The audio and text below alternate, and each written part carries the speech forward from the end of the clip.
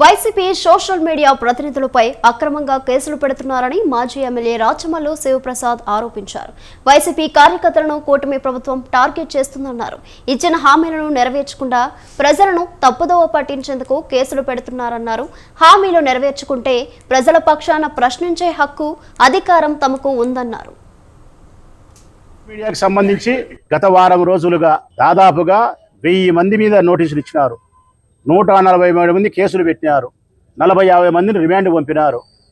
ఒక 20-30 మందిని కుక్కలు కొట్టేట్టు కొట్టినారు. కుక్కల కంటే ఈరంగా కొట్టినారు. వర్రా రవీంద్ర రెడ్డిని అయితే పండుకోబెట్టి 2 కాళ్ళు ఇట్లా పంగజీల్చి ఆ 2 కాళ్ళ మీద 2 కానిస్టేబుల్ను బూట్ కాళ్ళతో తొడల మీద ఎక్కి భయానికి గురి చేసేటట్టు 4 రోజులు కొట్టినారు. ఇంటూరు రవికిరణ్ కొట్టినారు. ఆడవాళ్ళను కృష్ణవేర్ అనే ఒక ఆయమ్మను కూడా ఫార్వర్డ్ చేస్తే సోషల్ మీడియాలో ఆయమ్మను స్టేషన్ పిలిపించినారు. హింస దేనికి హింస? ఆడవాళ్ల పట్ల అసభ్యకరమైన పోస్టింగులు పెట్టేందుకు అని చెప్పి పవన్ కళ్యాణ్, చంద్రబాబు నాయుడు హోమ్ మినిస్టర్ గారు చెప్తున్నారు. ఎవరు కాదన్నారు?